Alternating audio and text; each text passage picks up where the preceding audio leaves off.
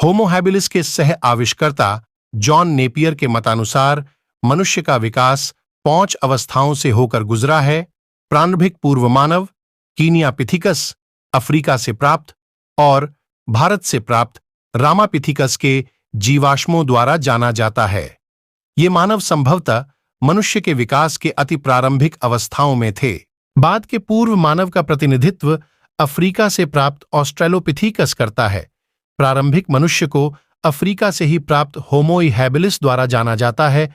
उत्तर भावी मनुष्य के अंतर्गत होमो इरेक्टस अथवा जावा और चीन के मानव आते हैं। आधुनिक मानव होमो सेपियंस का प्रथम उदाहरण क्रो-मैग्नॉन मानव में प्राप्त होता है। आधुनिक मानव अफ्रीका में 2 लाख साल पहले सबके पूर्वज अफ्रीकी थे। होमो इरेक्टस के बाद विकास 2 शाखाओं में विभक्त हो गया। पहली शाखा का निएंडरथल मानव में अंत हो गया और दूसरी शाखा क्रो-मैग्नॉन मानव अवस्था से गुजरकर वर्तमान मनुष्य तक पहुंच पाई है। संपूर्ण मानव विकास मस्तिष्क की वृद्धि पर ही केंद्रित है। यद्यपि मस्तिष्क की वृद्धि पर ही केंद्रित है, यद्यपि मस्तिष्क की वृद्धि स्तनी वर्ग के अन्य बहुत से जंतु समूहों में भी हुई, तथापि कुछ अज्ञात कारणों से यह वृद्धि प्राइमेटों में सबसे अधिक हुई। संभवतः उनका वृक्षीय जीवन मस्तिष्क की वृद्धि के अन्य कारणों में से एक हो सकता है। यद्यपि कुछ बृहद कपि भी बहुधा खड़े हो लेते हैं, परंतु स्वभावतः खड़ा होकर चलने वाला केवल मनुष्य ही है।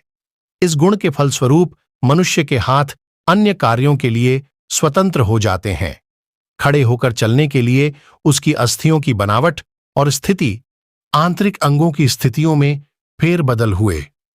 पैर की अस्थियों में महत्वपूर्ण परिवर्तन हुए।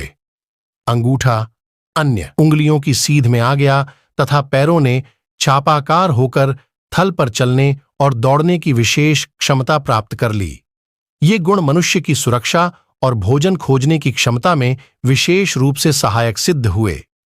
चेहरे पर आंखों का सामने की ओर अग्रसर होना टार्सियर जैसे पूर्व वानरों में प्रारंभ हो चुका था, पर इसका पूर्ण विकास मनुष्य में ही हो पाया। इसके द्वारा वह दोनों आंख एक ही वस्तु पर केंद्रित कर न केवल उसका एक ही प्रतिबिंब देख पाता है, वरन उसके त्रिविम आकार की विवेचना भी कर सकता है।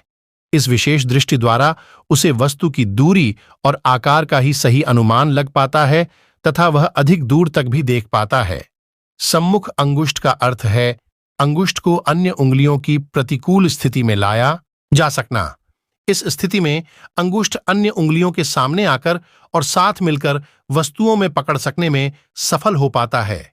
यह गुण जंतु समूह में केवल प्राइमेट गणों में वस्तुओं की परीक्षण हेतु मुख के सम्मुख लाने से प्रारंभ हुआ तथा मनुष्य में उसका इतना अधिक विकास हुआ कि आज मनुष्य का हाथ एक अत्यंत संवेदनशील और सूक्ष्मग्राही यंत्र बन गया है। ऐसे हाथ की सहायता से मनुष्य अपनी मानसिक शक्तियों को कार्यरूप सृष्टि का सबसे प्रतिभाशाली प्राणी बन पाने में सफल हुआ है।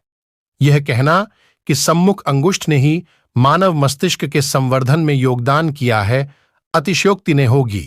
इस प्रकार विकास की दिशा में जो पहला परिवर्तन मनुष्य में हुआ वह प्रथम पैरों पर सीधा खड़े होने के लिए तथा द्वितीय हाथों से वस्तुओं को भली प्रकार पकड़ सकने के लिए रहा होगा। हाथ में हुए परिवर्तन ने उसे उपकरण बनाने की ओर प्रोत्साहित किया होगा और उपकरणों ने आक्रमण कर शिकार करने या अपनी सुरक्षा करने की भावना उसमें उत्पन्न की होगी। आक्रमण के बाह्य साधन की उपलब्धि के फलस्वरूप उसके आक्रमणकारी अंगों, दांत, जबड़े और संबंधित मुख या गर्दन की मांसपेशियों में ह्रास और स्वयं हाथों में विशेषताएं प्रारंभ हुई होंगी। हाथ के अधिक क्रियाशील होने पर मस्तिष्क संवर्धन स्वाभाविक ही हुआ होगा। संक्षेप में मानव विकास में 3 मुख्य क्रम रहे होंगे। पहला पैरों का, दूसरा हाथों का और तीसरा मस्तिष्क का विकास।